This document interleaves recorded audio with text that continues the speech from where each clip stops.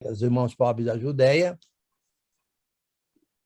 e ele, de Jerusalém, ele iria para Roma, e de Roma ele iria para a Espanha, né? Então, 3 planos. Só que chegando em Jerusalém foi preso, né? Acabou indo para Roma, preso, e não se sabe se ele foi para a Espanha ou não. Tudo indica que não. A gente não tem nenhuma informação. Pelo menos bíblica, não. Mas quando ele estava em Éfeso e ele ia fazer essa viagem à Macedônia e a Caia, inclusive a Caia, Paulo pretendia de Éfeso ir para a Caia primeiro, certo? Depois para a Macedônia, depois voltar para a Caia, certo? Depois da Caia ir para Jerusalém. Então, a meu modo de ver, essa é uma das razões que ele escreveu aos Coríntios. Além disso, tudo indica que ele fez um bate e volta 1 ano antes, a Corinto, e ficou sabendo de vários problemas, inclusive através de várias informações. E ele, então, escreve essa primeira carta.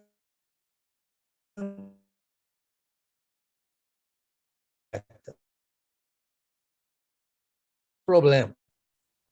Ok? Tem a ver com esses problemas. E na segunda carta, então, ele lida mais com o problema não é problema, com o recolhimento das ofertas. Na segunda carta, principalmente capítulos 8 e 9, ok? Mas, então, esses problemas, Paulo, então, está solucionando esses problemas. Primeiro, ele reconheceu que os coríntios faziam parte da revelação do conhecimento. Lembra em 1 Coríntios, os capítulos 12, 13 e 14 são capítulos relacionados a dons milagrosos. E entre esses dons milagrosos, eles tinham o dom de profecia e de falar em línguas. Profecia e falar em línguas tem a ver com conhecimento. Então, os coríntios estavam na revelação do conhecimento, juntamente com outros, né? Como Paulo, Pedro e todos os outros, ok? Então, e ele, então, escreve dando conhecimento, solução através de conhecimento desses problemas. Porque, na verdade, o ponto é que nós fomos chamados por Deus à comunhão de seu Filho Jesus Cristo. Mas essa chamada é fundamentada na revelação do conhecimento, no conhecimento. Ou seja, você não pode estar na comunhão de Jesus Cristo se você não estiver no conhecimento de Jesus Cristo. Aliás, toda comunhão é assim. Você tem que estar na mesma página. Na mesma página. Entendeu? Tendo a ver com o conhecimento de Jesus Cristo. Faz sentido, não? Então, Paulo lida com todos esses problemas, e são vários problemas. O primeiro problema é divisão, certo? Sabedoria humana, esse problema aí de divisão. Depois nós temos o problema do irmão que passou a possuir a esposa do filho do pai dele, certo? Depois tem o problema de um irmão levando outro irmão perante juízos iníquos para solucionar problemas. Depois tem o problema da prostituição religiosa, que era algo feito lá em Corinto, né? Prostituição religiosa para fins de sustentar o templo de... Sempre esqueço o nome dela, daquela deusa lá. Artemis, não? Atenas. Não, Nem Afrodite? Afrodite. Obrigado. Afrodite. Obrigado, é Afrodite mesmo. Diana é dos Efésios, Afrodite é dos Coríntios. E depois, no capítulo 7, ele lida muito com coisas relacionadas a casamento. Tinha um problema lá relacionado a casamento, mas, na verdade, não era bem a casamento, era relação sexual. Relação sexual. Qual que era o problema? Não sei. Provavelmente era um problema relacionado talvez, a doenças venéreas, porque Paulo falou, quanto ao que vocês me escreveram, que nós não sabemos o que é, então ele dá essa solução do capítulo 7. Nos capítulos 8, 9, 10 e 11, é um problema tendo a ver com idolatria. Inclusive a ceia e o véu tinham a ver com idolatria. Eles estavam participando da ceia do Senhor como se participava da mesa dos demônios, lá dos idólatras. Do mesmo jeito. Não. A ceia do Senhor não é diferente da mesa dos demônios, dos idólatras. E nos capítulos 12, 13 e 14, ele lida com o problema dos dons milagrosos, do uso correto. Ele estava usando o uso incorretamente. E aí o grande capítulo 13, no meio do 12 e do 14, deixando bem claro que tudo é para ser feito em amor. Aí ele descreve o amor é benigno, paciente, etc. Ok? Já falamos sobre isso. No capítulo 15 é outro problema. A meu modo de ver, é o último problema que Paulo lida. Aqui na carta, é o último problema, né? Ele vai falar no capítulo 16, no início, sobre a oferta, mas aí já não é problema. Né? O capítulo 15 lida com um problema que é o problema O problema está no versículo 12, do versículo 12.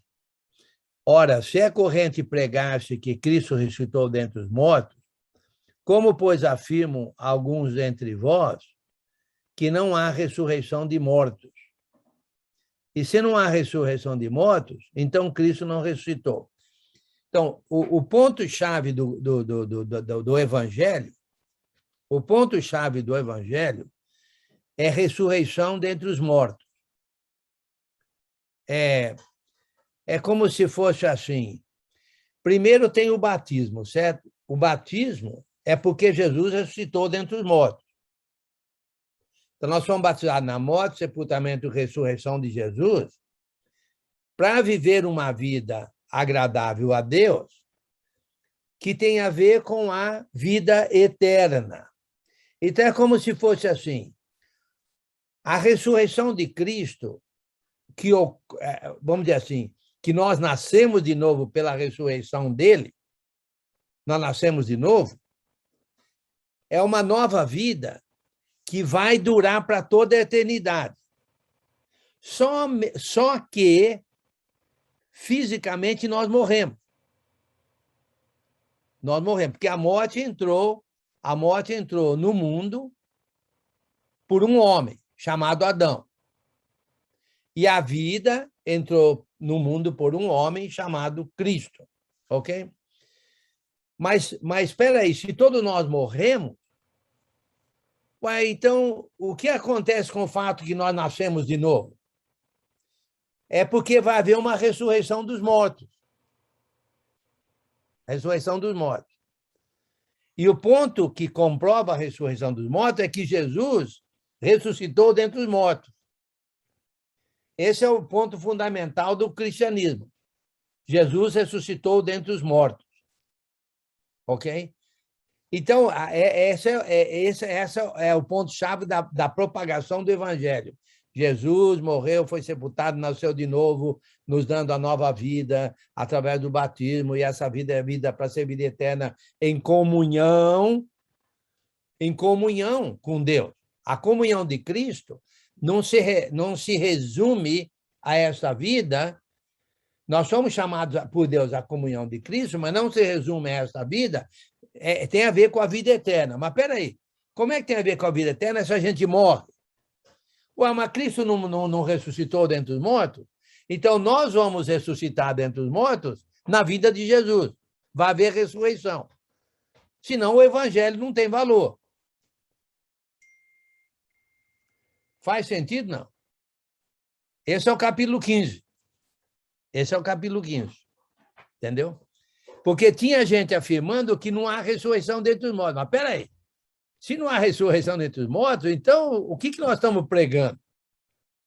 Nós estamos pregando exatamente isso, então nós somos mentirosos, nós somos, vamos dizer assim, não faz sentido a gente passar com tanto perigo, provações, coisa e tal, se quando morre acaba tudo, então vamos viver a vida que a gente quer, e morre, acaba tudo, então por que eu vou ficar pregando o evangelho e lutando com feras e lidando com gente aí, falsos irmãos e problemas, inclusive Paulo acabou sendo martirizado, não só ele, como muitos acabaram sendo martirizados pela pregação do evangelho. Mas, peraí, se tudo acaba com a morte, por que a gente vai passar por tudo isso? Não faz sentido nenhum. Então, a nossa vida aqui é uma vida que tem a ver com a ressurreição, com a ressurreição dentre os mortos. Nós vivemos uma vida ressuscitada, que ocorreu no batismo, mas que vai ocorrer novamente depois da morte. Ok? Então, é como se o valor a morte de Cristo, morte, sepultamento e ressurreição de Cristo tem valor duplo, vamos dizer assim. Primeiro, porque nos coloca na comunhão dele agora, porque nascemos de novo, e depois vai nos colocar na comunhão dele eternamente, porque vamos nascer de novo. Vamos ressuscitar dentre os mortos. Ou seja, é um nascimento de novo baseado em dois lados. Aqui e depois, enquanto estamos vivos, e depois que morremos. Capítulo 15. Faz sentido, não? Eu posso dar um comentário, irmão? Pode. Corinto está perto de Tessalônica.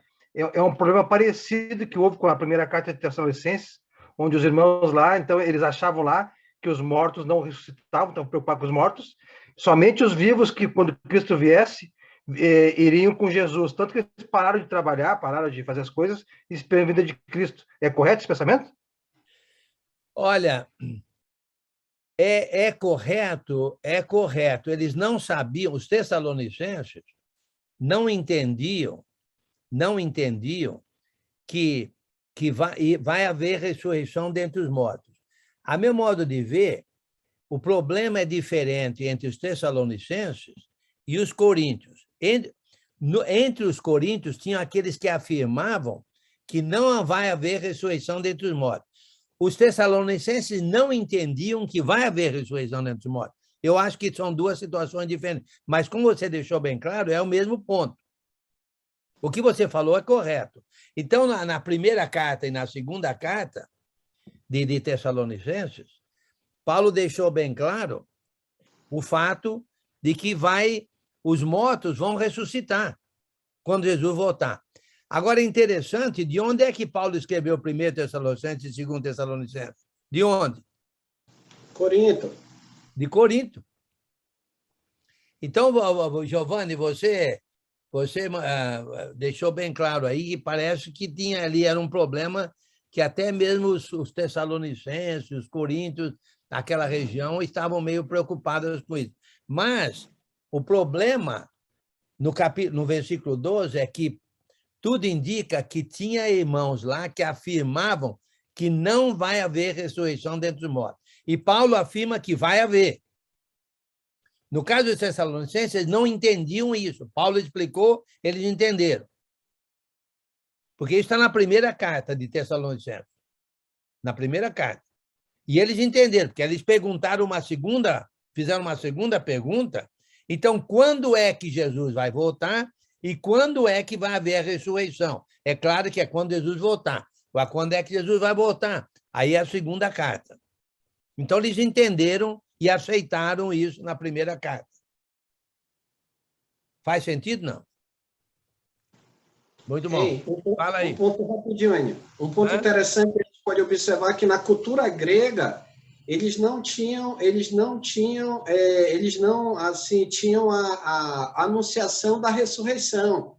Então, uma vez morto, o indivíduo ele era julgado e ele era entregue, né, a parte lá do Hades, né? Que na mitologia grega era o deus que cuidava do submundo, onde ficavam os mortos.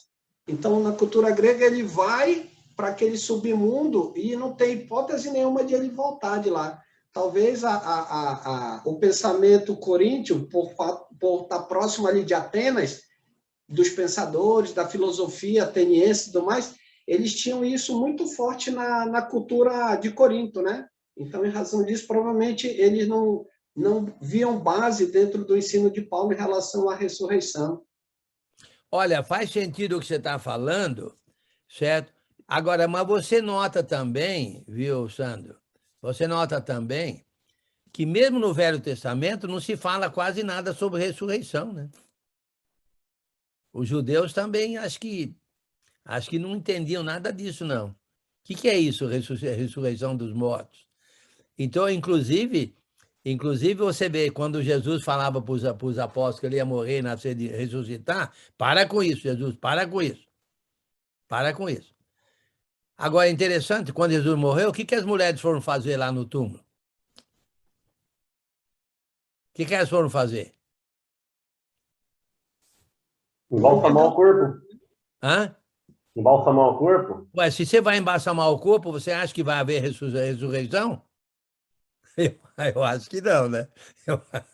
Então, eu acho que essa ideia de ressurreição, inclusive eu, de acordo com o final do livro de Lucas, eu entendo que não caiu a ficha sobre a grandiosidade do Evangelho de Cristo até que Jesus ressuscitou dentre os mortos. Aí que eles passaram a entender, os apóstolos passaram a entender a grandiosidade do Evangelho.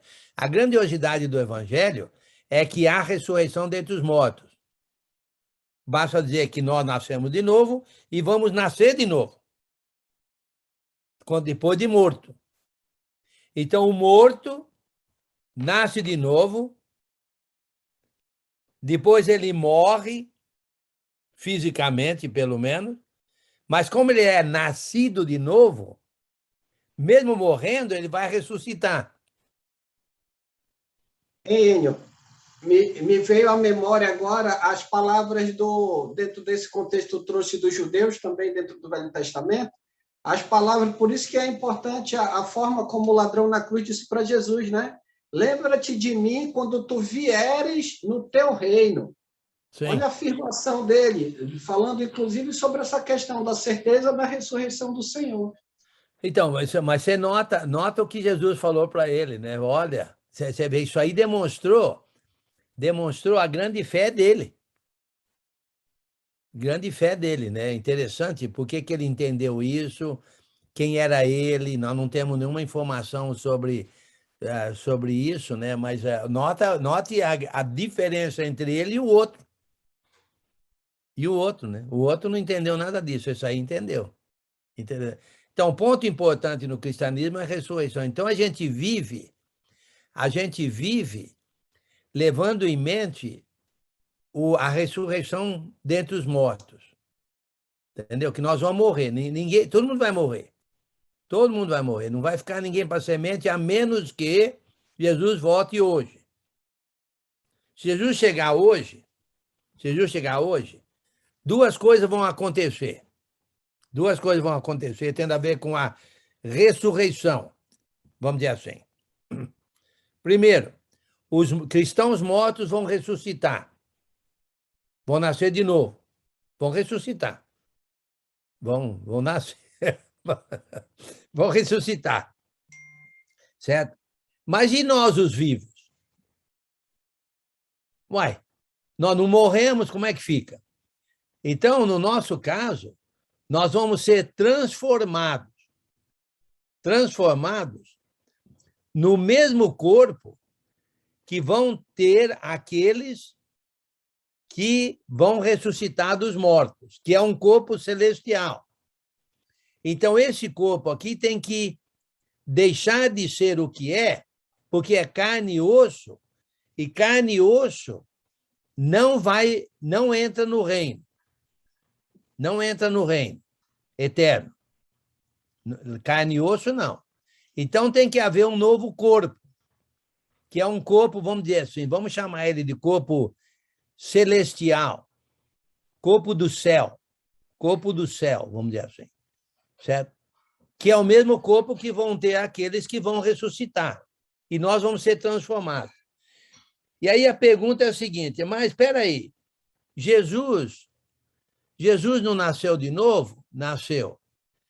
E não era carne e osso? Que Tomé não colocou a mão lá, não viu que era carne e osso? E ele não foi para o céu? Ué, como é que ele foi para o céu? Bem, sem dúvida alguma, levando em consideração que carne e osso não entra no reino eterno, houve uma transformação como vai acontecer conosco. Como vai acontecer conosco. Nós vamos ser transformados. Jesus foi transformado quando ele subiu para o céu. Não quer dizer que... Quer dizer que aquele corpo que ele tinha, carne e osso, transformou, mudou para um corpo celestial. Então, se Jesus chegar hoje, nós que estamos vivos, o nosso corpo vai ser transformado. Então, já não vai ser mais carne e osso, é um corpo celestial. É como se morreu e nasceu de novo. Morreu carne e osso e nasceu celestial. Faz sentido, não?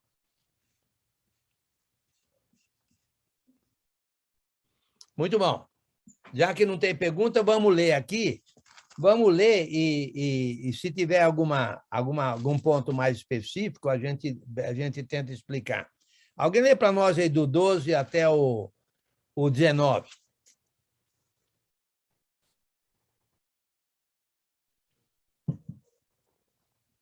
(12 ao 19? Do 12 ao 19, por favor. Ora, se é corrente pregar que Cristo ressuscitou dentre os mortos, como, pois, afirmam alguns dentre vós que não há ressurreição de mortos? E se não há ressurreição de mortos, então Cristo não ressuscitou. E se Cristo não ressuscitou, é vã a nossa pregação e vã a vossa fé.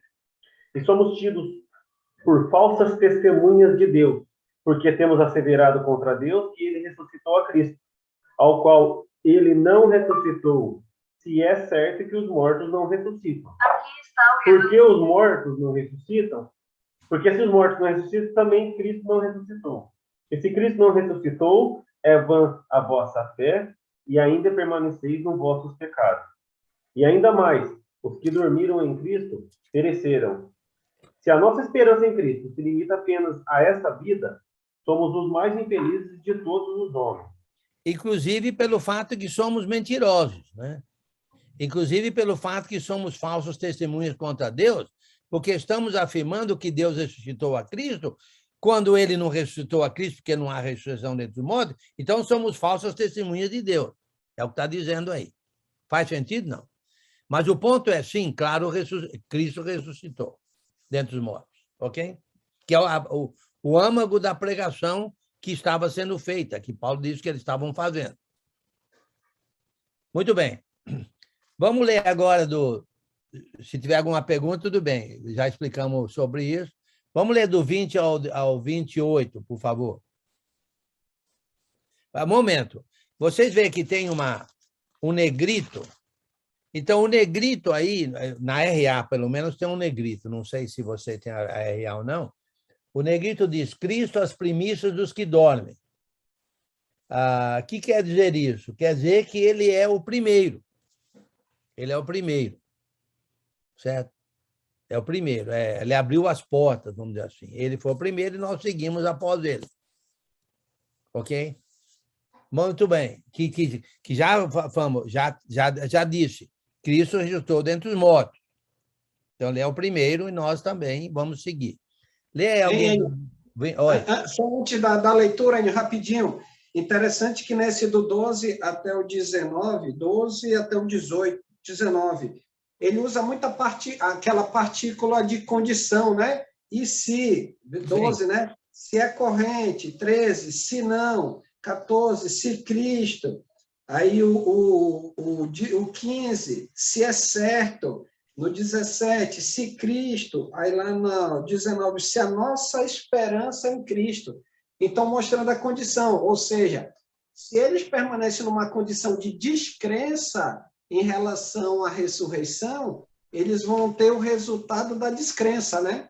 Se Sim. eles creem, eles vão ter o resultado do fato de eles crerem na ressurreição do Senhor. Então, uma questão muito importante, né? Que está ligado diretamente. E a ênfase de Paulo está trabalhando a repetição é para mostrar a importância disso, né? Sim, sim. Sim, porque, na verdade, é ponto fundamental até da pregação deles, né? Se não ressuscitou, bicho. Então, tudo que nós estamos fazendo é em vão. Tudo que nós estamos fazendo é em vão, não faz sentido. Mas você vai verificar que ele vai deixar bem claro aí que ele já deixou bem claro lá na leitura de 1 a 11, que Jesus ressuscitou e foi visto por muita gente, né? Foi visto por muita gente, inclusive ele. Momento, deixa eu.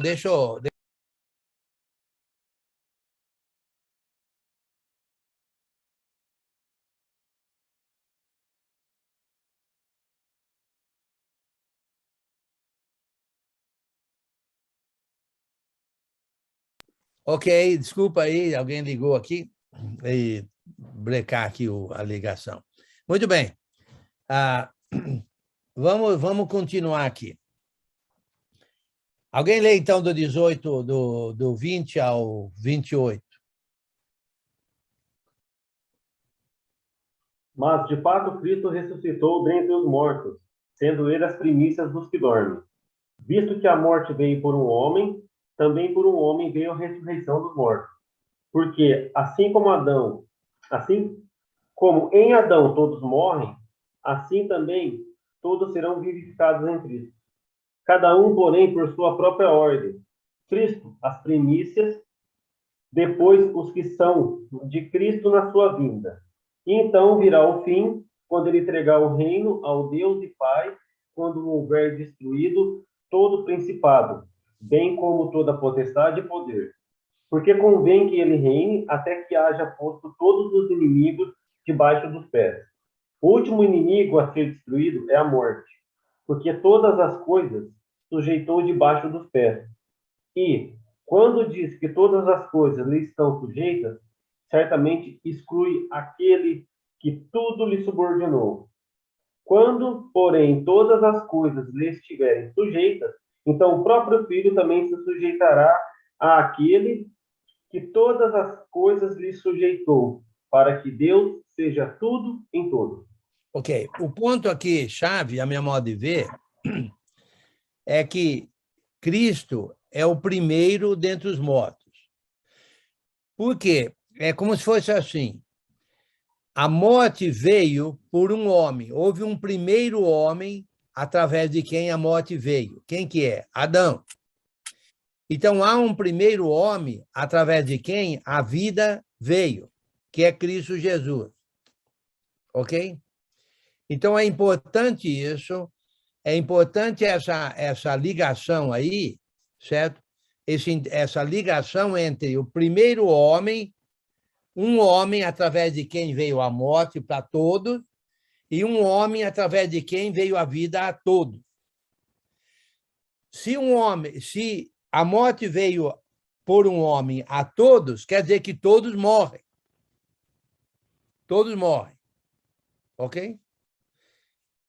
Então, porque todos somos descendentes, estamos em Adão, vamos dizer assim. Todos somos descendentes de Adão, da natureza de Adão, né? A morte veio por ele. Então, a morte veio a todos. Ok, todos morrem. Agora, em Cristo, quem está em Cristo está na vida, porque em Cristo ele é o homem através de quem veio a vida. Dois homens, Adão e Cristo. Através de um veio a morte, através do outro veio a vida. E então o último inimigo a ser vencido é a morte. É a morte, certo? Porque todos morrem. Todos morrem. Entendeu? Todos morrem. E como eu falei, se Cristo vier hoje, nós, os vivos, morreremos no sentido de que vamos ser transformados, né? Já não somos mais a mesma, não seremos a mesma coisa, carne e osso. Mas se ele não vier, todos nós vamos morrer. Todos nós vamos morrer. A morte é algo garantido a todo ser humano. De uma maneira ou outra, a morte chega. Certo? De uma maneira ou outra. Acabamos de falar aí, né, de uma irmã aí que, né, está nas últimas, vamos dizer assim. Mas isso vai acontecer com todo mundo. Enquanto Jesus não vem, todos morrem. É como se fosse assim. É como se nós já fôssemos mortos, porque estamos no contexto da morte. Ok? Faz sentido? Não. Então, agora, Jesus sujeitou tudo, inclusive a morte, certo? Sujeitou a ele. Ele vai destruir todo o principado, toda a potestade e poder, certo? Porque ele reina sobre tudo. Em outras palavras, ele é ele é o foco, o ponto fundamental que leva o homem a Deus. Que leva o homem a Deus, certo? Senhor, Nele ele vai sujeitar tudo a Deus. Ele vai entregar tudo nas mãos de Deus. Ele é o único que leva tudo a Deus. E ele vai entregar tudo a Deus, inclusive ele vai, vamos dizer assim, se entregar.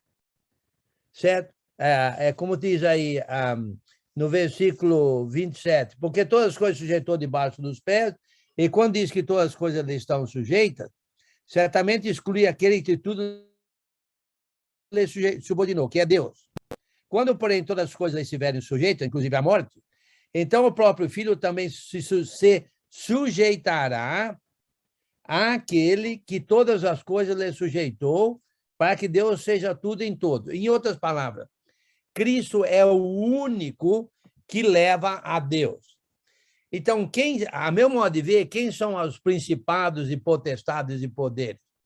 São aqueles que tentam levar o homem a Deus, mas não levam, porque o único caminho de levar o homem a Deus, de chegar tudo a Deus, é através de Jesus Cristo. Então, ele vai destruir, ele já destruiu, porque ninguém leva o homem a Deus a não ser ele. Fala, Anderson. essa entrega de reino aqui tem a ver com a igreja? Tem o quê? Essa ideia, essa entrega de reino aqui tem a ver com a igreja? Olha, tem a ver com a igreja, né? Mas eu creio que, na verdade, é o reino. E aí, agora aí complica um pouquinho. Tem gente que fala que a igreja e o reino são a mesma coisa. Eu acho que não. Por que eu acho que não? Porque o reino tem um rei. Igreja não tem rei. Igreja tem cabeça. Vamos dizer assim. Chefe, né? O líder da igreja. Reino é um só. Igrejas são várias. Mesmo embora também se refere à igreja, mas você não vê nenhum lugar falando dos reinos de Cristo. É um só reino. E a igreja, a meu modo de ver, está no reino. Então, a igreja em São João da Boa Vista está no reino, a igreja em Bauru está no reino, assim por diante. A igreja é aquela ligação entre irmãos, ajudando a nos fortalecermos no reino, que é o reino de Cristo. Cristo é o cabeça da igreja, ele é o mestre, ele é o professor, mas ele é o rei do reino. Ele não é rei da igreja, ele é rei do reino. Não sei se ajudou ou piorou, ou complicou. Essa era a pergunta que você tinha ou tinha outra pergunta? Não, é porque assim, lá no livro de Colossenses fala que Jesus, no caso, Jesus, nos transportou... Não foi ele. Deus que nos transportou. Para o reino do Filho do seu amor. Deus nos transportou para o reino do seu filho. Para o reino do seu filho. Tá. Então, a igreja não é um reino, a seu modo de ver, mas ela está no reino. Sim. A igreja está no reino. A igreja é o relacionamento de irmãos, é o amor entre os irmãos, é a ligação, é um corpo em que um trabalha em benefício de todos trabalham em benefício de um, vamos dizer assim. Mas tem gente que diz que é a mesma coisa, tudo bem, para mim, não, desde que é uma questão de semântica, mas a minha hora de ver, o reino é uma coisa, a igreja é outra. Mas a igreja está no reino. A igreja tem que estar no reino. Como a igreja, ela pegando um conjunto de matemática, né? A igreja ela está contida no reino, ela é um elemento que faz parte do reino. Porque, por exemplo, se alguém chegar e diz assim, não, o reino de Deus é a igreja, e colocando ele única e exclusivamente como a igreja, e onde que vai ficar os anjos? E o poder invisível de Deus, sendo que a igreja é a parte visível, né? Então, quer dizer, o reino ele é extremamente abrangente, mas a igreja, como o texto que se eu não me engano, é Colossenses 1,13, que o Anderson citou, a igreja, quando a gente é transportado para o reino, ou seja, a igreja faz parte do reino. Sim. Ela não é o reino como um todo, mas é um elemento que está contido ou faz parte do reino de Deus. Sim, exatamente. E o reino, vamos dizer assim, o reino de Cristo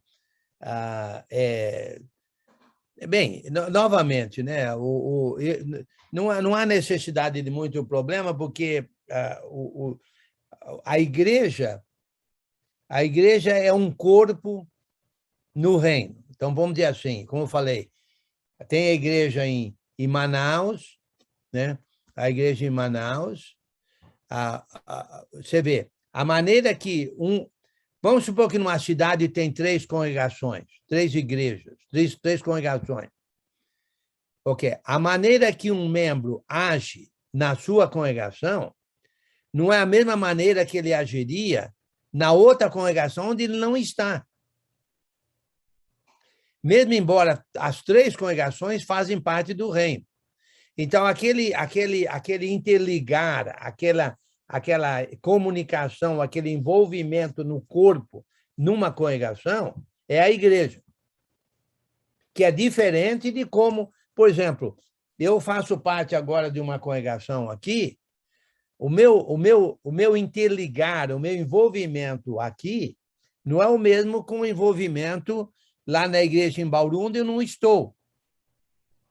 Entendeu? Então, por quê? A igreja é isso. Agora, todas as congregações fazem parte do reino. Deixa eu tentar dar uma ilustração aqui, como eu vejo. Tem gente que não concorda, não tem problema com isso, né? Mas o resultado final é o mesmo, praticamente. Olha, vamos supor que tem um local que tem só um cristão. Ali não tem igreja, tem reino. Mas num outro local onde tem 2 cristãos, aí tem igreja. Porque um vai estar ligado com o outro, vai trabalhar com o outro, vai ajudar um, vai ajudar o outro, e assim por diante. Porque ali tem igreja, tem 2 ou mais. Onde tem um só, a meu modo de ver, não é igreja. É reino, mas não é igreja. Mas nos casos, isso aí não faz muita diferença, não. Certo? Irmão, o resultado é o mesmo. Oi. Eu queria ler para a NVI, talvez ela explique um pouco melhor, penso eu. Posso ler aqui? Pode. A partir do 27. Porque ele, Cristo, tudo sujeitou debaixo de seus pés. Ora, quando se diz que tudo lhe foi sujeito, fica claro que isso não inclui o próprio Deus, que tudo submeteu a Cristo. Todo mundo, toda a criação, tudo a Cristo. Os cristãos não cristãos a tudo. Quando, porém, tudo lhe estiver sujeito, quando que vai estar sujeito a Cristo? Quando ele vencer a morte, quando Cristo voltar. Então, quando Cristo voltar, todos os ressuscitados, cristão, não cristão, todos vão estar sujeitos a Cristo. Então, o próprio Filho Cristo vai ter os cristãos, não cristãos, se sujeitará àquele que todas as coisas sujeitou. Ou seja, Cristo entregando para Deus tudo, os cristãos, não cristãos, a fim de que Deus seja tudo em todos. Pode ser assim? Não, mas você quer, peraí. Sim. Confundi. Não, Eu colo- Jesus Jesus tudo está sujeito a Cristo. Se você vê lá, em Hebreus capítulo 1, tudo está sujeito a Cristo, né? Inclusive a criação, etc, etc. Então ele, ok. Mas o ponto importante aqui, que vai ligar já já, é a morte entrou por um homem. Então todos morrem. A vida entrou por um homem. Cristo. Quem está em Cristo vive, vai viver. Vive agora e vive eternamente. Mesmo embora vá morrer. Vai morrer. Mesmo quem está em Cristo morre. Faz sentido isso ou não? Todo cristão morre. A menos que chegue hoje. Aí ele vai ver uma transformação do corpo, morre esse corpo e entra outro corpo. Ok? O corpo celestial. Ok. Agora, olha só. Alguém lê do 29 ao 34 para nós?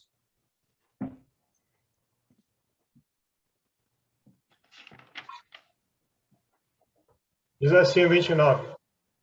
Pense agora nas coisas que são batizadas em favor dos mortos, o que é que elas esperam conseguir? Se os mortos não são ressuscitados, por que é que essas pessoas se batizam em favor deles? E quanto a nós, por que é que nós nos colocamos em perigo a toda hora? Irmãos, eu enfrento a morte todos os dias. Se afirmo isso, é pelo orgulho que tenho de vocês, pois estamos todos unidos com Cristo Jesus, o nosso Senhor. Aqui em Éfeso, eu lutei contra inimigos como se lutasse contra animais selvagens. E se fiz isso somente por interesses humanos, o que foi que eu consegui com isso? Se é verdade que os mortos não são ressuscitados, façamos o que diz o ditado: comamos e bebamos, porque amanhã morreremos. Não se engane, as más companhias estragam os bons costumes.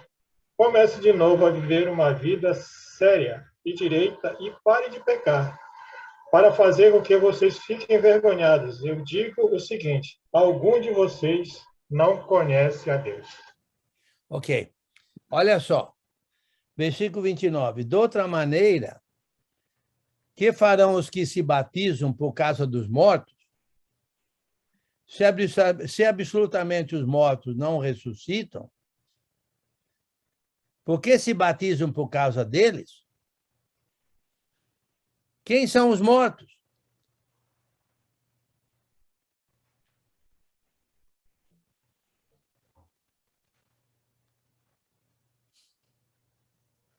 Todo mundo. Todo mundo. Olha só. Versículo 30. E por que também nós nos expomos a perigos a toda hora? Dia após dia morro. Eu protesto, irmãos, pela glória que tem em vós outros, em Cristo Jesus, nosso Senhor. Se como homem lutei em Éfeso com feras, que me aproveita isso? Se os mortos não ressuscitam, os mortos não ressuscitam, quem são os mortos? Aqueles que morrem. Se eles não ressuscitam, comamos e bebamos, que amanhã morreremos. Não vos enganeis, mas conversações com... Ok. Então, quem são os mortos?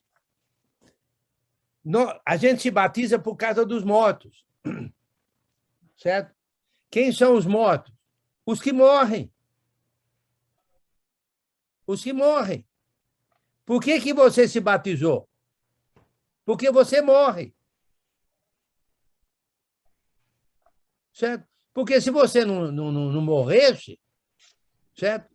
Não haveria necessidade de batizar, mas a gente se batiza porque a gente vai morrer na esperança da ressurreição. Sabendo que a gente vai morrer. Então, por que eu me batizo? Se eu sei que eu vou morrer? Porque eu sei que eu vou ressuscitar.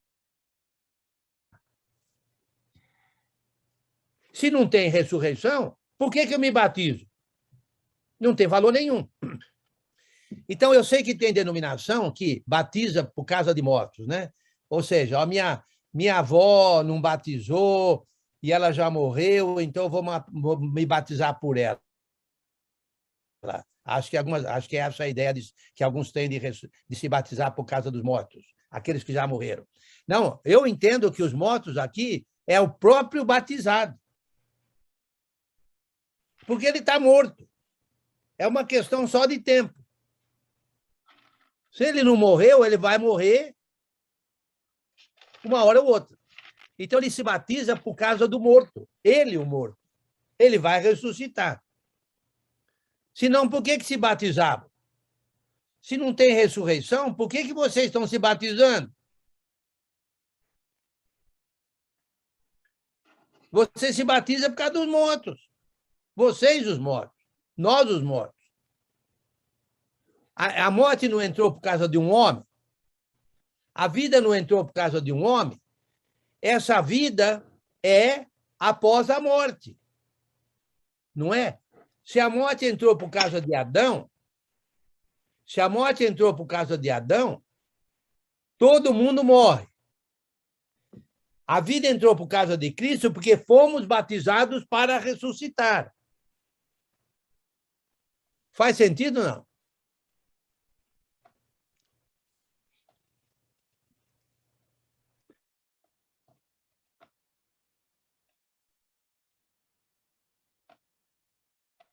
Enio, você fechou o seu áudio. Ok. Faz sentido, não? Faz. Quer ver? Deixa eu ter... Ai, passou um pensamento. Se confundiu muito a cabeça, mas fundiu faz... Fundiu a cuca. Eu pensar assim, se eu não me batizar, eu sou criatura. Eu me batizando, eu morro e me torno filho de Deus. Pode ser isso também?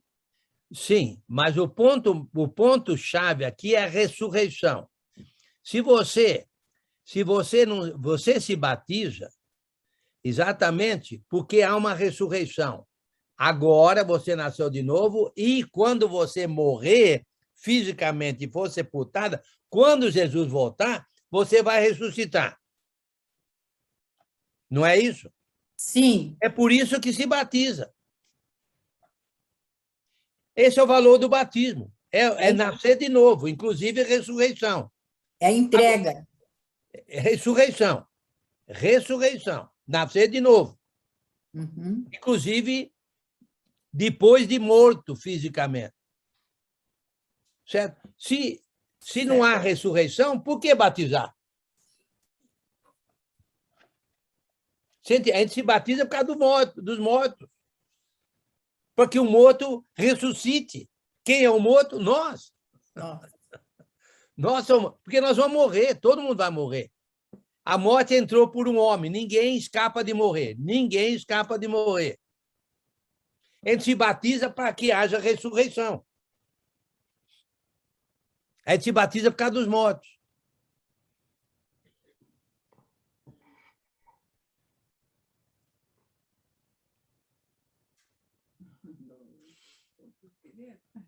Faz sentido, não?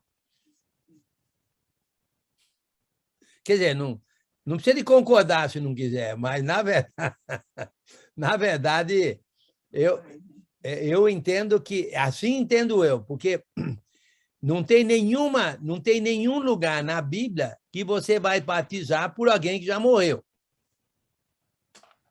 Não tem nenhum lugar na Bíblia. Você se batiza porque você vai morrer. Porque você vai ser morto. Você vai se tornar morto um dia desse. Você, quer dizer, todo mundo vai se tornar morto, né? Mas os que se batizam por causa da ressurreição. Novo nascimento agora e a ressurreição na volta de Cristo.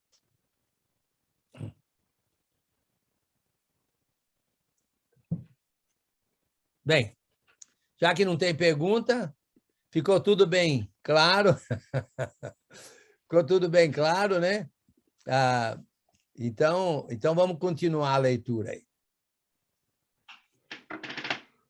Quem lê para nós do 35 ao 49? Eu posso ler, irmão, se tiver boa minha internet, não sei se está boa. Tá boa, sim, estou escutando. Espera aí, um momentinho. Tá. Antes de ler, olha só o negrito aí na RA. Os ressuscitados terão corpo. Mas quem são os ressuscitados? Os que morreram. Os mortos. Os que morreram. Os que foram batizados. Então, os ressuscitados são os mortos, aqueles que foram batizados.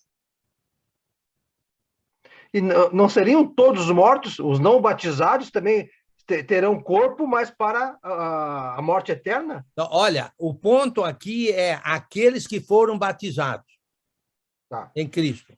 Agora, os outros não falam.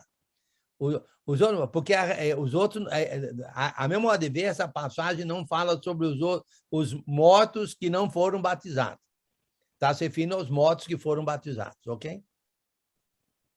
Então tá, vamos ver então. Mas alguém pode perguntar, como ressuscitam os mortos? Com que espécie de corpo virão? Insensato. O que você semeia não nasce, a não ser que morra. Quando você semeia, não semeia o corpo que virá a ser, mas apenas uma simples semente, como de trigo ou de alguma outra coisa.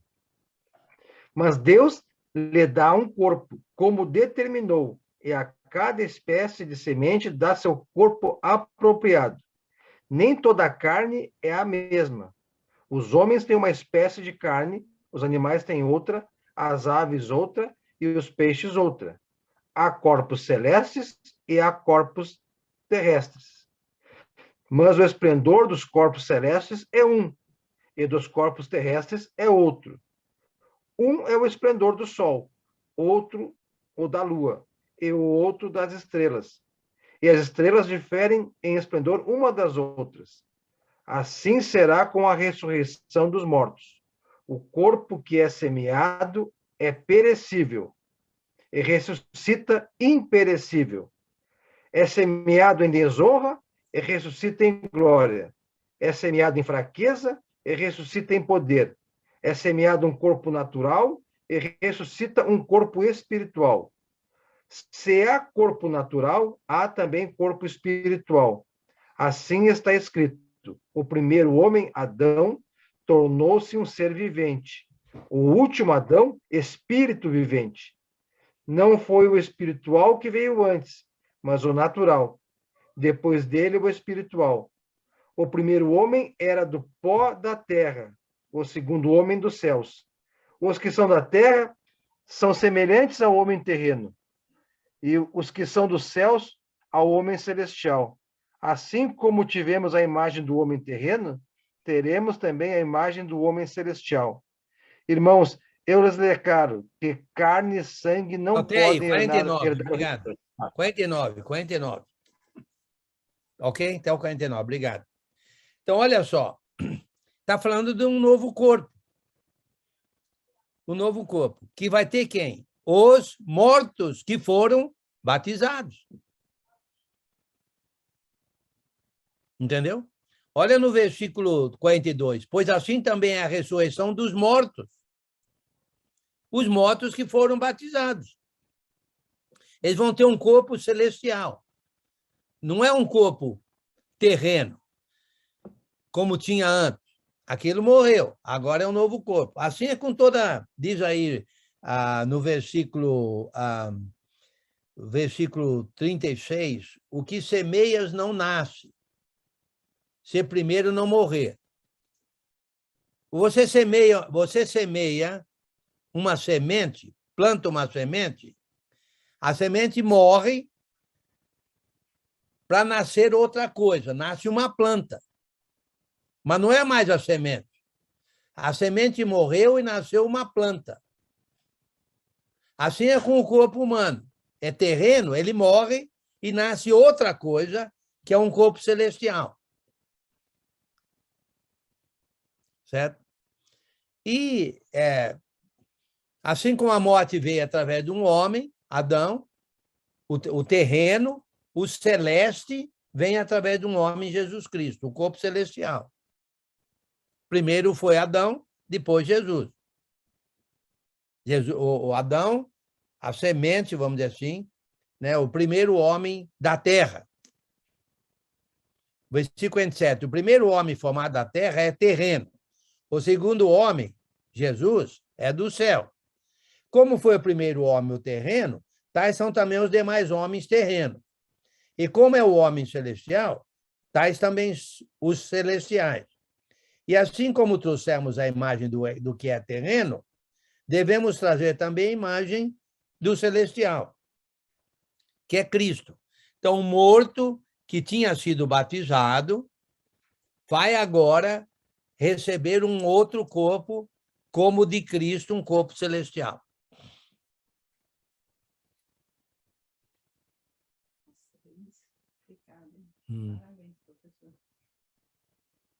Faz sentido, não? Está todo mundo quieto. Acho que vocês estão... Será que estão entendendo? Será que não estão entendendo? Eu até tenho um comentário, mas eu vou esperar os 50, irmão, para não atropelar ali. Ok, vamos lá. Então, Uma dúvida. Então, o 50 diz assim... Alguém lê do 50 até o final, vai.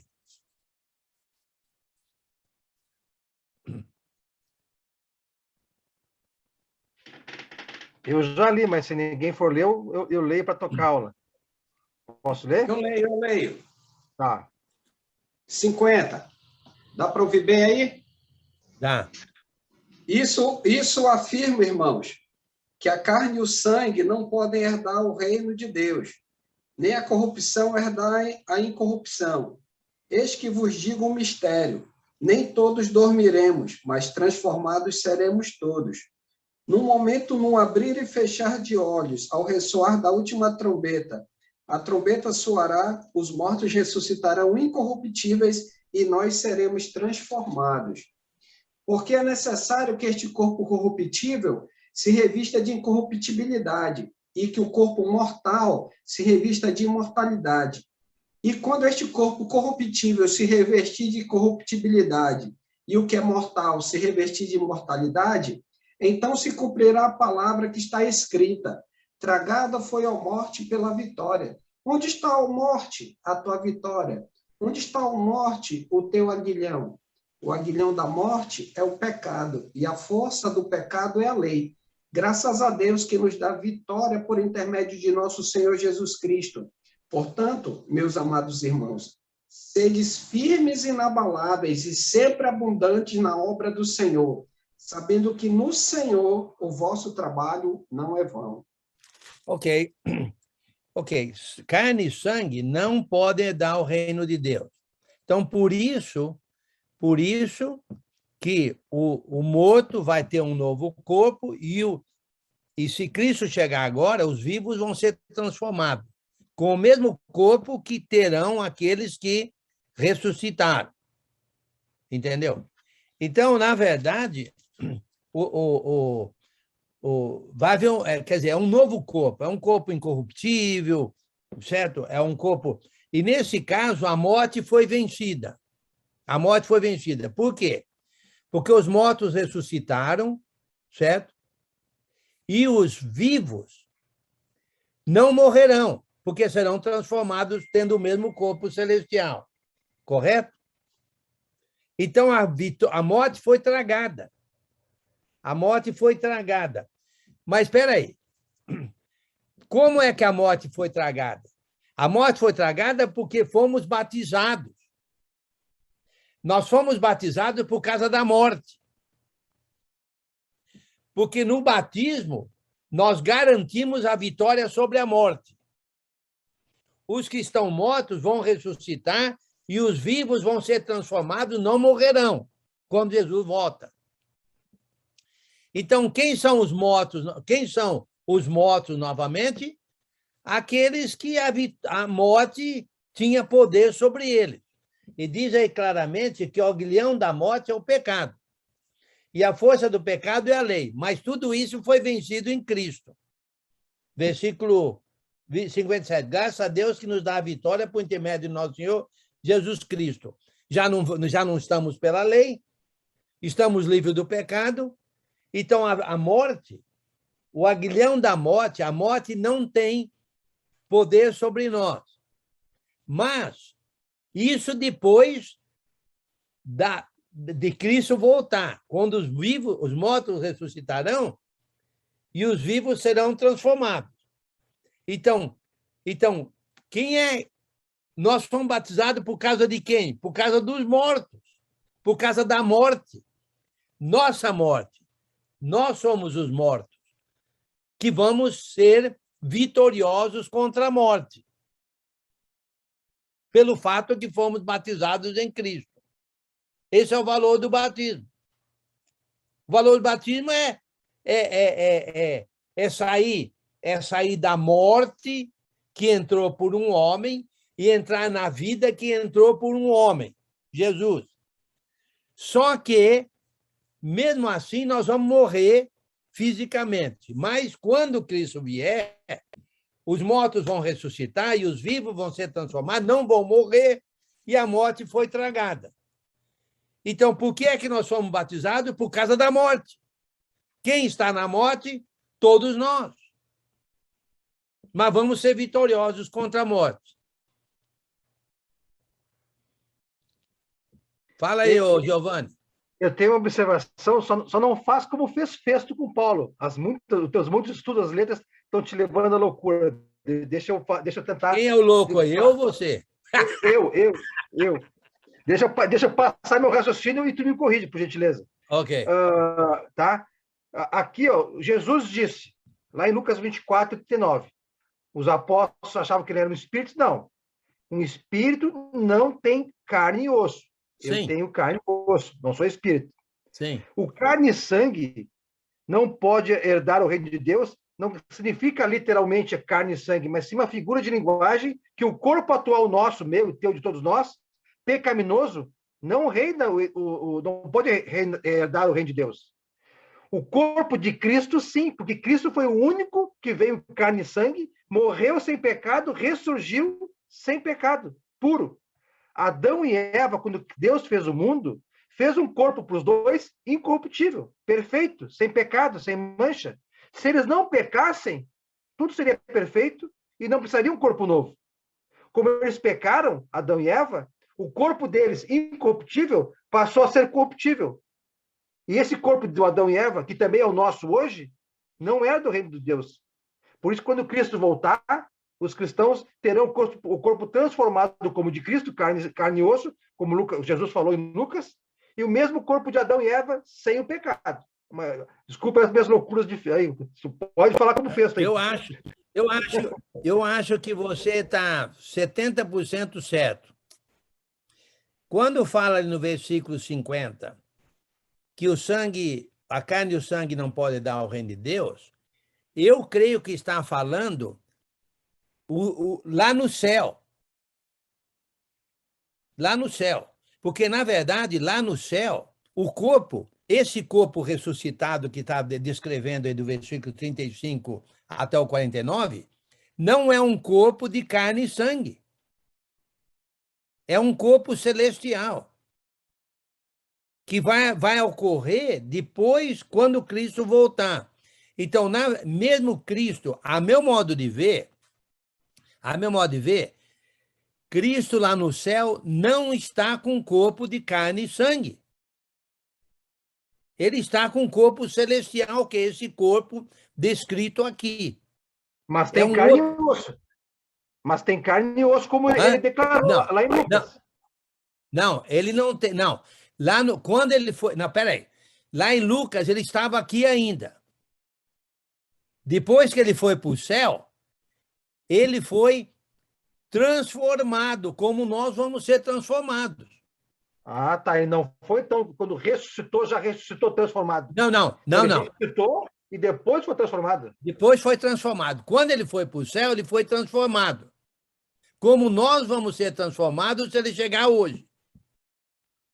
Então, ele estava com carne e sangue aqui na terra, mas quando ele foi para o céu, foi transformado em corpo celestial. Eu entendi esse carne e sangue como de forma figurada e não literal. Não, é literal mesmo. É literal. é como se fosse carne e sangue, o corpo corruptível de pecado. Que quando Cristo voltasse, nós não teríamos mais pecado, seríamos como ele. Tá bom. Não. Aí eu entendo que é literal mesmo, é carne e sangue. Hein, Enio? Oi. Um ponto importante dentro dessa questão que o Giovanni levantou, né?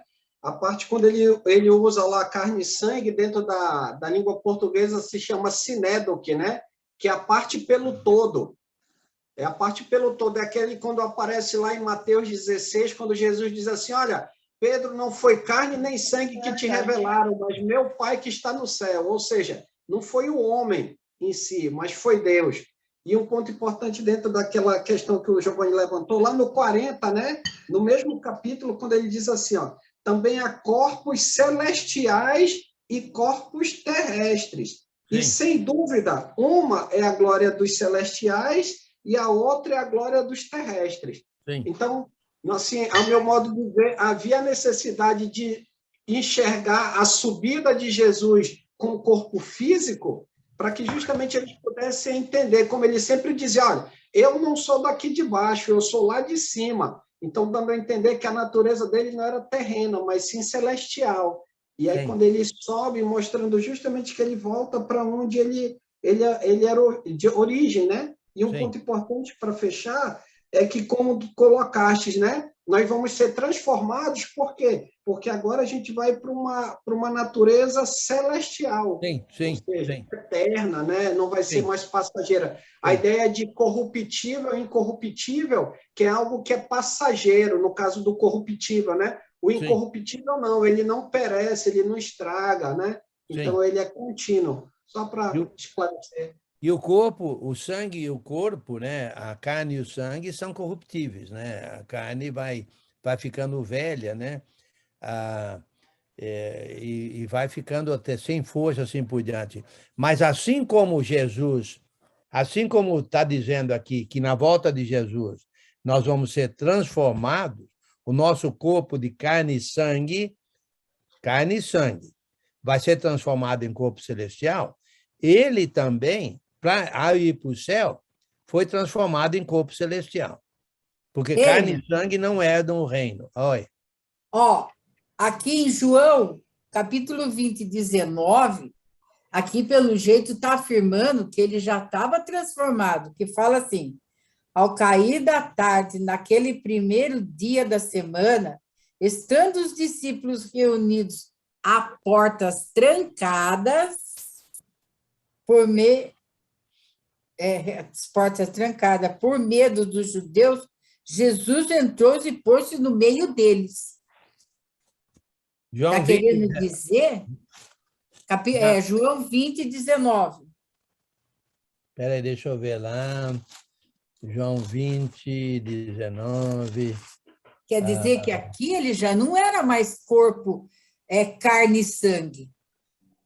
Hein, Ana? Agora um ponto importante, pegando dentro do mesmo contexto, lá no capítulo 21, tem um fato bem interessante. É claro, Jesus é Jesus, ele é diferente da gente, né? Lá no capítulo Sandro, 21... espera, deixa o Enio ver isso, depois a gente continua. Espera um pouco. É dentro do mesmo contexto que Jesus ele pede para... Eles estão pescando, e aí ele pede para eles fazerem brasa para assar o peixe, no capítulo 21, a partir do versículo 9 em diante. Ele trabalha só aproveitando o contexto. Ele come, Jesus come com os apóstolos. E espírito não vai comer carne, não vai comer peixe. Eu entendo que Jesus podia passar por uma parede porque ele é todo poderoso, né? Vamos dizer. Oi. Podemos usar Mateus 17, a transfiguração, como uma amostra dessa transformação? Sim. Mesmo embora ele continuou depois sendo carne e osso, né? Lá é. E ali é o esplendor real de Cristo, né? Sim. Sim, eu entendo, novamente, a meu modo de ver, Cristo, ele foi transformado. Eu não vou no grego, mas eu ouvi dizer uma vez que a palavra, que tem uma palavra no grego ali na ascensão de Cristo que tem a ver com uma metamorfose, ou seja, uma transformação. Ah, Metanoeu, que é de metanoia, de metamorfose. É uma transformação, né? Uma modificação. Então, mas porque, a meu modo de ver, quando Jesus ressuscitou, ele foi carne e osso. Carne e osso. Comeu e assim por diante. Mas quando ele foi para o céu, carne e osso não herdam o reino. Ele se transformou como nós vamos ser transformados. Olha só, Jesus chegando hoje, certo? Nós somos carne e osso. Muito bem. E os mortos? Os mortos não são carne e osso, estão mortos. Até mesmo virados pó. Aí eles vão ser transformados em corpo celestial, para ir para o céu. E nós? Nós vamos para o céu assim, como carne e osso? Não. Nós vamos ser transformados no mesmo corpo celestial que eles têm, os mortos vão ter, e vamos para o céu, que é onde Jesus está. Certo? Lá no céu não é lugar de carne e osso, é lugar de corpo celestial. E está dizendo aqui, o corpo morre, certo? E se transforma em outra coisa. A semente morre, se transforma numa planta, certo? Versículo 36. O que semeia não nasce se primeiro não morrer. E quando semeia, não semeias o corpo que há de ser, mas o simples grão, como de trigo ou de qualquer outra semente. Mas Deus lhe dá o corpo como lhe aprove dar, cada uma das sementes o seu corpo apropriado. Nem toda a carne é a mesma, porém uma é a carne dos homens, outra dos animais, outra das aves e outra a dos peixes. Também há corpos celestiais e corpos terrestres. Corpos terrestres e corpos celestiais. Jesus tem um corpo celestial lá no céu. Assim como os anjos têm um corpo celestial. Os anjos têm corpo celestial também, certo? Agora, se é que eles, né, a meu modo de ver, lá no céu é lugar de corpo celestial e não corpo terrestre. Basta dizer que lá no céu não tem nem casamento, né? A minha dúvida só, mas eu estou mudando algumas coisas, era em relação a isso, em relação à figura de linguagem, de carne e sangue, Sim, ao pecado. entendi. Ao pecado. Porque Deus criou Adão e Eva perfeitos. Corpo perfeito, sem pecado, sem corrupção, não morriam, não sentiam dores, não sentiam nada. A partir do momento que eles pecaram, aí sim o corpo deles mudou, né? Passou a ter morte, dores, um monte de coisa. E Cristo veio como Adão e Eva, perfeito, sem pecado, não pecou. E quando Cristo voltar, nós todos voltaremos a ter o corpo de Cristo, como fala em Filipenses 3:21, né? Cristo nos transformará o corpo semelhante ao dele. Mas tranquilo, vamos seguir isso. Ô, Giovanni, o contexto determina o significado. Viu? Mesmo embora são as mesmas palavras, o contexto determina o significado. A meu modo de ver, viu? Em toda situação, o contexto determina o significado. Você vê, aqui está falando de um corpo morto que vai ressuscitar com outro tipo de corpo. Sim. E está dizendo de um corpo vivo que vai ser transformado em outro corpo, em outro tipo de corpo. Então, qual é o corpo que o morto tinha? Carne e sangue. Qual é o morto que o transformado tinha? Carne e sangue. Mas carne e sangue não entram no céu. Por isso que o morto vai ter um novo corpo e o ressuscitado vai ter um novo corpo, porque carne e sangue não entram. Então, o contexto determina o significado. Correto. Vamos fazer o seguinte, irmãos, no capítulo 16, vamos deixar para a semana que vem, vamos ver se termina a semana, o primeiro Coríntios semana que vem, entra num novo contexto aqui, numa nova... O problema mencionado no capítulo 15 é alguns afirmavam que não há ressurreição dentre os mortos. E isso é absolutamente errado, porque há ressurreição dentre os mortos. É o ponto fundamental do cristianismo. Ponto fundamental do cristianismo. Então, quando a gente vai pregar o evangelho para alguém, certo? É bom a gente bater nesse ponto da ressurreição. A gente fala muito de igreja, você tem que vir para a igreja, tem que vir para a igreja, você tem que ser batizado, tudo bem, mas vamos mostrar a razão do batismo. O que é a igreja? O que é? Por que se batiza?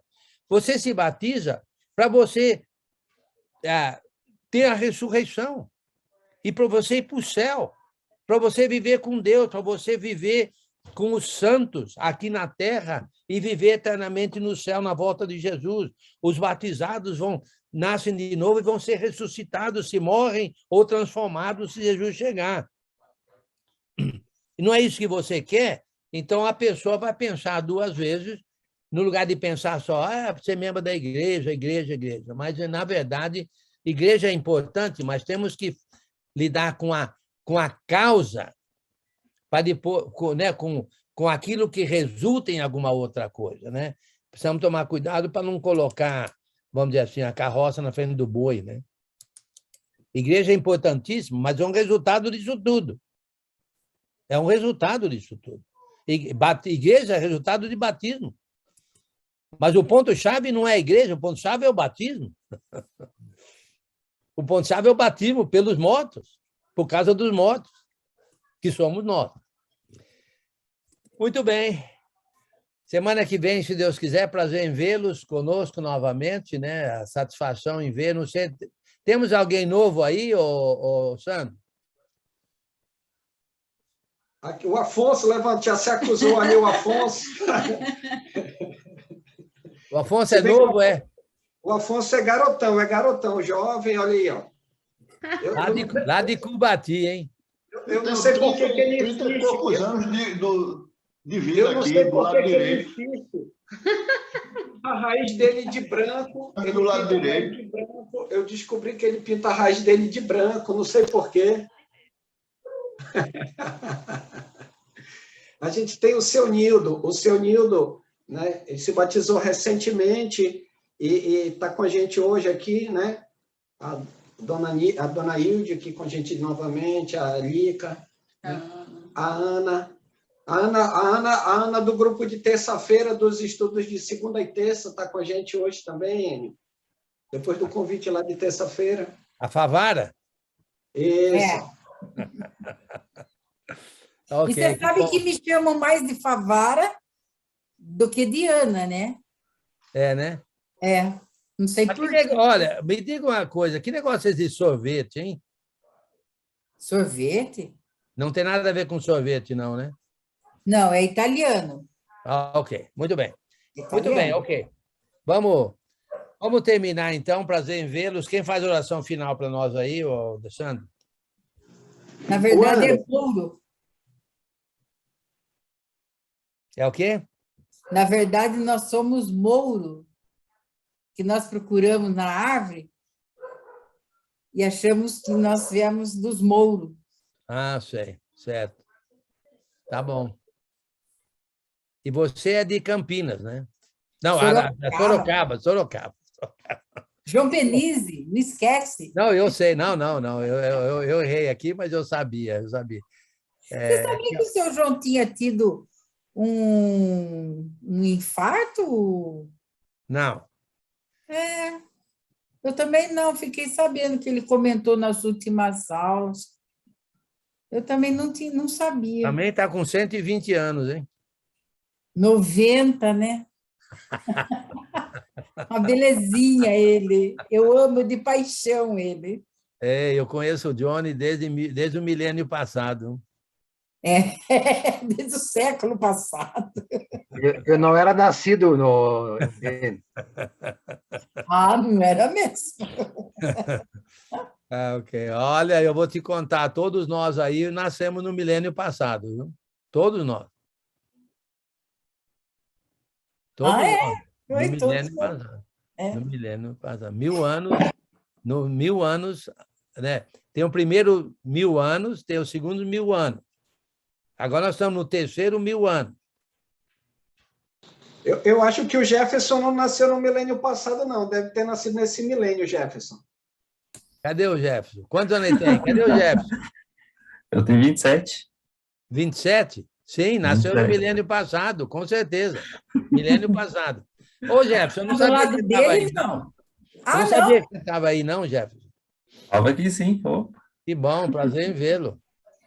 Prazer é meu. Tá, ok. Muito bem. E esse Nildo? De onde é o Nildo Salles, hein?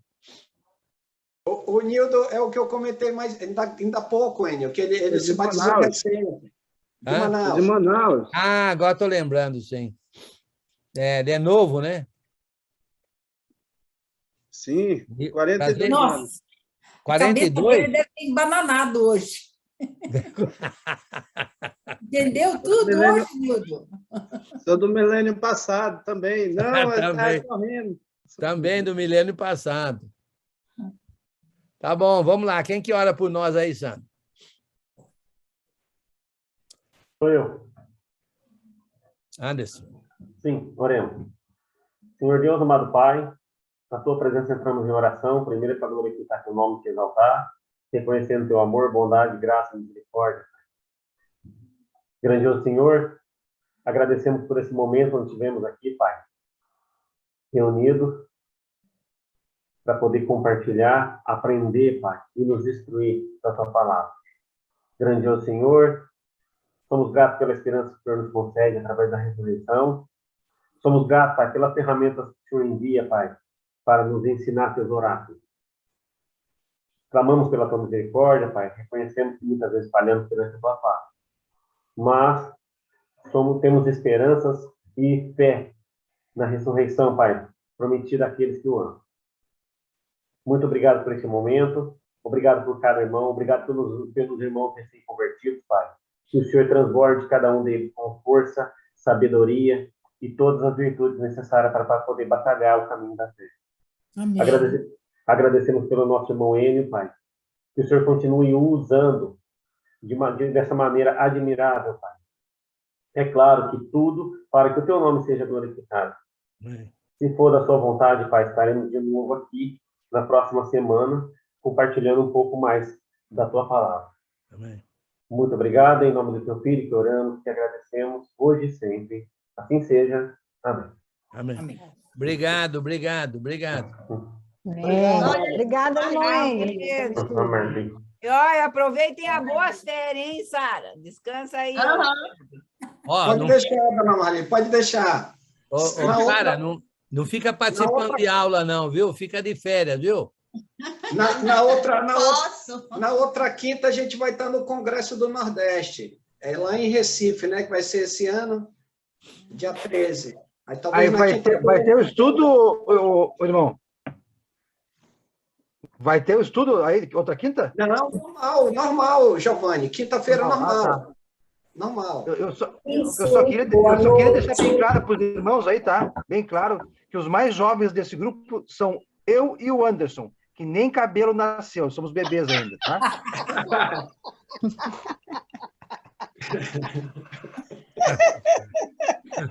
O meu agora que está nascendo, olha aí, Giovanni, nesse critério aí, o meu está nascendo agora. Aí. Ah, é? Ah, um bebezinho aí, ó. De quem é o bebezinho lá? De quem é o bebezinho lá? Viu um bebezinho? É da minha ali. irmã. É da minha É o irmã. sobrinho da Lica. Ai, que linda!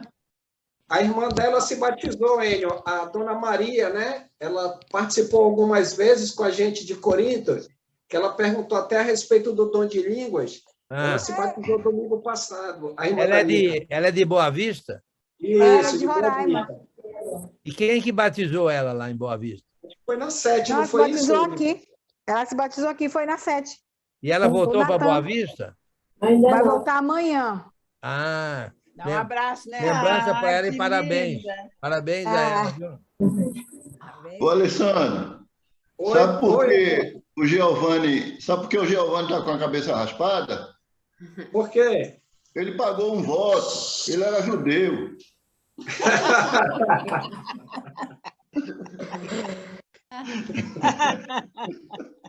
Cadê Giovanni? Bem, tchau para vocês. Vou jantar Tchau. agora. Aqui ainda. Boa noite. Ana, tchau. Boa noite a todos. Tchau, mãe. Tchau.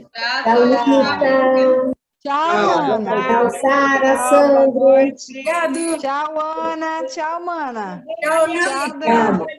Tchau. Tchau, Sandro. Tchau, Sara. Foi um mano. prazer conhecê-los. Satisfação, Ana. 20 horas, 20 horas. Viu? Tchau. Tchau, tchau. Seu Nildo, um abraço, seu Nildo. Satisfação vê-lo. Ah, obrigado. Eu também. Deus abençoe. Boa semana. Obrigado. Tchau, tchau. Boa noite, Jefferson. Tchau.